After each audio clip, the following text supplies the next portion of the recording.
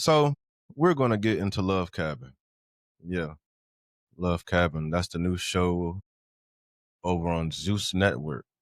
But before we do, please like and subscribe, hit the bell, and keep coming back for more content. But like I said, we're gonna get into Love Cabin. I hope it's not mean for me to say that, but or may say this. But Love Cabin is basically your ghetto version of Love Island with it's a dating competition with $100,000 prize on the line. It's out in the woods instead of a beach. And in this version, we have, I don't know if they're going to be bringing in new people or not, but right now we have 12 sexy singles who are there for love, definitely hookups, and definitely anything they can gain on social media. The show began and ended messy. It's hosted by Ray J and narrated by Tia Kemp. And, the budget is low, but the production is actually pretty good. It looks good. And, it's pure chaos. And I think I just gave you the entire, at least first episode of what Love Cabin really is. It's a hot mess of fun, and I really enjoyed it. Our characters I call them characters, but our campers are Desi, Shyla, sorry, Chloe, Nisa, Kiera, Athena. Hi y'all, it's Athena. I'm 21 years old, straight from Hungary, Budapest, and I currently live in LA.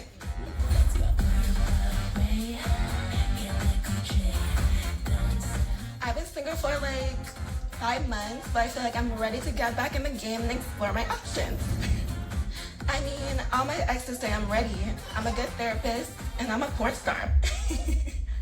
I say I'm good with my head and giving head. Then we have Trap Yayo, John the Don, who is by far the funniest person on this season so far, but definitely the funniest person on this season. What up, though? I'm John the motherfucking Don. I'm a 26-year-old registered nurse working for Detroit, Michigan, bitch. I know the caliber of woman I can grasp, but sometimes she not always available. So I just settle for a fat girl with good head. I like to fuck, lots of fucking. Fucking, I'm fucking pre-fuck, actual fuck, post-fuck. I love to fuck. A lot of females tell me that I don't have a lot of substance outside of having a really big dick. My shit kind of curved downwards like a banana, so it don't give me my full potential. You feel me? I hope they're ready for me. I'm fucking whatever bitch I want to fuck. And I fight over pussy, too. Any nigga that want to try me is getting treated like jail. Whoop a nigga like a rival gang member. Swing first, ask questions later. I hope I find love, but if I don't, a fat ass and low self-esteem always did the trick. You have Brian, Kamo, Thanos, whatever. And then you have Mikhail or Michael, or whatever he wants to be called because he's rebranding. And, the first episode basically just introduced us to everybody. Some of the most inappropriate things I have ever heard on a TV show.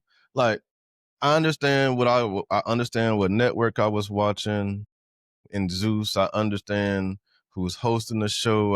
I get it. I guess I thought for like a love show. Yeah, my bitch. She just think I just made it. She definitely my I think out of all of them, the one that I got is one that I would probably have chose. I think it's safe to say I'm happy with who I coupled up with. It's one other person I got my eye on, Nisa. Like I said, I love my beautiful black women, so I feel like she was my second choice. So I'm excited to see what she's talking about too. Yo shit look like the best hittable, like the body wise. Yeah, but yo shit look the best fake natural wise. Yeah, all she got on is lashes. Yo shit thick though. Yeah, she got a banging body. My girl got on makeup, but I think she's still nice. She got that schnucker dunker. I think she's still nice as hell without it. Ripped that bitch. That bitch came up. That shit said. That shit is slipping off. Ooh, that jelly. That jelly right there. That jelly. Falling off the bone. Whatever. I don't know. I don't know what the fuck I was thinking. It was interesting. It caught me off guard initially. I sent a text a few minutes into it saying like what the fuck did I get myself into, because I was almost embarrassed to be dying laughing at some of the shit that was being said on this episode. And it was just inappropriate thing after inappropriate thing that just kept coming and coming and coming. Ray J is Ray J, and for this show, he's probably still very much inappropriate, but whatever. Then, we have we've already had our online scandal that we've seen on social media with one of the girls. I can't remember which one, but she was, I mean, to me, it's clear how she got on the show. She obviously knows Ray J because she met Ray J at Mafiathon 3. If you follow Consonant, then you know what I'm talking about. But like I said, the first episode was basically introductory. We met all the campers. We went to Ray's Boom Boom Room, which basically turned out to be a guy's hangout spot. Think what you want about that. I'm probably thinking it too. You know, nobody's on. We have, I guess I have to put it out there. We have our all black cast. It's almost like a horror movie, but in reverse. You have an all black cast. You have your token white girl, and then you have like your little blend of people from other places, and it's basically that. It's a Love Island ripoff that they're definitely not going to get sued for, because I doubt that Love Island is worried about this show in any way as competition. If anything, it's kind of like Scary Movie to Scream, where it's a parody of Love Island. They're poking fun at it, so I don't think they're worried. Do I think Love Island fans would like this show? Maybe certain ones, the ones that like drama, mess, which, from this last season of Love Island with all the, I'm not going to say their names, but with all the drama that's came out around some of the people from Love Island on this past season, I do think those people would probably really enjoy this show, because it is every bit of raw and authentic, and it's real reality TV. I don't hear anybody holding back any thoughts. I do think that all these shows, and I know this is a budget thing, but all these shows would be better live, just to kind of see what these people are doing like in real time.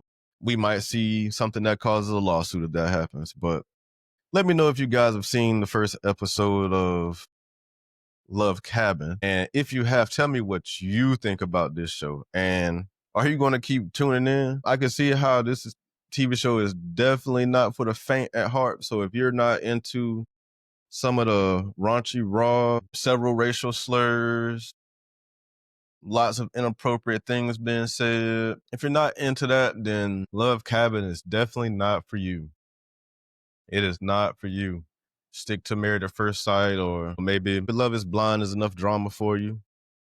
But this Love Cabin is for the strong. Like, it's definitely not for the weak at heart. And like I said, watch with low expectations and see where it takes you. But that is I don't know if you want to call it a review. So that is my review, if you want to call it a review, of Love Cabin. That's episode 1. At the time of this recording, Love Cabin 2 actually comes out tomorrow, so I'll make sure I get the next recording out a little bit earlier. That way you guys can tell me what you think before the next episode comes out, because as you'll see on this episode, and when they reveal the next on, and some of the things that are going to be said, and some of the games that are going to be played, this is not for the weak at heart.